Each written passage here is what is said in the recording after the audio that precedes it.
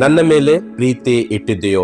ಯೋಹನ ಸುವಾರ್ತೆ 21ನೇ ಅಧ್ಯಾಯ 15ನೇ ವಚನದಲ್ಲಿ ಇದು ಬರೆಯಲ್ಪಟ್ಟಿದೆ. ಕರ್ತನಲ್ಲಿ ಪ್ರೀತಿಯುಳ್ಳ ಪ್ರಿಯರೇ, ಈ ವರ್ಷದ ಯೇಸುವಿನ ಶ್ರಮೆ, ಮರಣ, ಪುನರುತ್ಥಾನದ ದಿನಗಳಲ್ಲಿ ಯೇಸು ಕೇಳಿದ ಪ್ರಶ್ನೆಗಳ ಮೇಲೆ ಧ್ಯಾನ ಮಾಡುತ್ತಾ ಇದ್ದೇವೆ.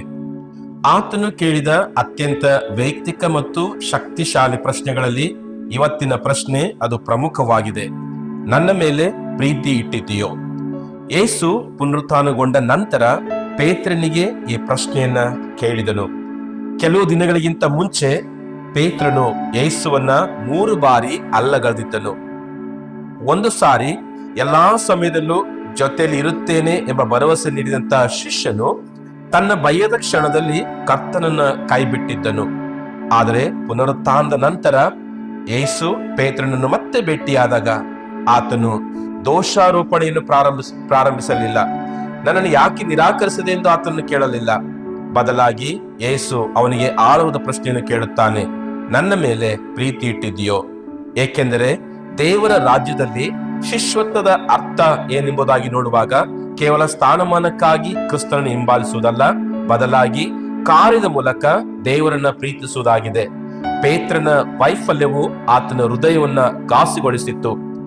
ಆದರೆ ಯೇಸು ಪ್ರತಿ ನಿರಾಕರಣೆಗೂ ಒಂದರಂತೆ 3 ಬಾರಿ ಪ್ರಶ್ನೆಯನ್ನ ಕೇಳುವುದರ ಮೂಲಕ ಪೇತ್ರನನ್ನು ಸೌಮ್ಯವಾಗಿ ಪುನರ್ಜೀವನಗೊಳಿಸುತ್ತಾನೆ.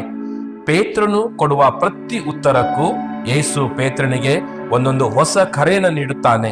ಅದು ನನ್ನ ಕುರಿಗಳನ್ನು ಮೇಯಿಸು, ನನ್ನ ಕುರಿಗಳನ್ನು ಕಾಯಿ.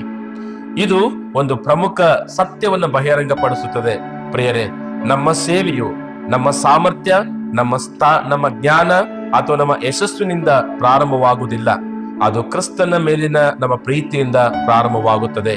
ಕ್ರೈಸ್ತ ವಿಶ್ವಾಸ ಕೇವಲ ಧರ್ಮದ ಆಚರಣೆಯಲ್ಲ, ಕೇವಲ ಪ್ರಾರ್ಥನೆ ಮಾಡುವುದು ಅಲ್ಲ, ಕೇವಲ ಧಾರ್ಮಿಕ ಕಾರ್ಯಗಳನ್ನು ಮಾಡುವುದು ಅಲ್ಲ, ಬದಲಾಗಿ ಕ್ರಿಸ್ತನೊಂದಿಗೆ ಪ್ರೀತಿಯ ಸಂಬಂಧದಲ್ಲಿ ಜೀವಿಸುವುದು ಕ್ರೈಸ್ತ ನಂಬಿಕೆಯ ಕೇಂದ್ರ ಬಿಂದುವಾಗಿದೆ ಎಂದು ಕ್ರಿಸ್ತನ ಶ್ರಮ, ಮರಣ ದಿನಗಳು ನೆನಪಿಸುವಂತದ್ದಾಗಿದೆ. ಪ್ರಿಯರೇ, ಪುನರುತ್ಥಾನಗೊಂಡಂತ ಕ್ರಿಸ್ತನು ಪೇತ್ರನಿಗೆ ಕೇಳಿದ ಪ್ರಶ್ನೆಯನ್ನ ಆತನು ಶಿಷ್ಯರಾದ ನಮಗೂ ಕೇಳುತ್ತಿದ್ದಾನೆ. ನನ್ನ ಮೇಲೆ ಮಮತೆ ಇಟ್ಟಿದೆಯೋ? ಇಲ್ಲಿ ಯೇಸು ನನ್ನ ಬಗ್ಗೆ ನಿನಗೆ ತಿಳಿದಿದೆಯೋ ಎಂದು ಕೇಳುತ್ತಿಲ್ಲ. ಆಲಯದಲ್ಲಿ ಸರಿಯಾಗಿ ಕೆಲಸ ಮಾಡುತ್ತಿದ್ದೀಯೋ ಎಂಬುದಾಗಿ ಕೇಳುತ್ತಾ ಇಲ್ಲ. ನನ್ನ ಮೇಲೆ ಪ್ರೀತಿ ಇಟ್ಟಿದೆಯೋ ಎಂಬ ಪ್ರಶ್ನೆಯನ್ನ ನಮಗೆ ಕೇಳುತ್ತಿದ್ದಾನೆ.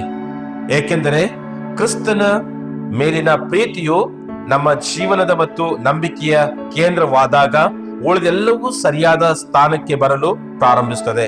ಪೇತ್ರನಂತೆ ನಮ್ಮ ಉತ್ತರವು ಇಂದು ಅದೇ ಆಗಿರಲಿ. ಸ್ವಾಮಿ, ನೀನು ಎಲ್ಲಾ ಬಲ್ಲೆ, ನಿನ್ನ ಮೇಲೆ ನಾನು ಮಮತೆ ಇಟ್ಟಿದ್ದೇನೆಂದು ನಿನಗೆ ತಿಳಿದಿದೆ. ಪ್ರೇರೆ ದೇವರ ಈ ವಾಕ್ಯದ ಮೂಲಕ ನಿಮ್ಮನ್ನು ಹೇರಳವಾಗಿ ಆಶೀರ್ವಾದ ಮಾಡಲಿ. ಆಮೇನ್.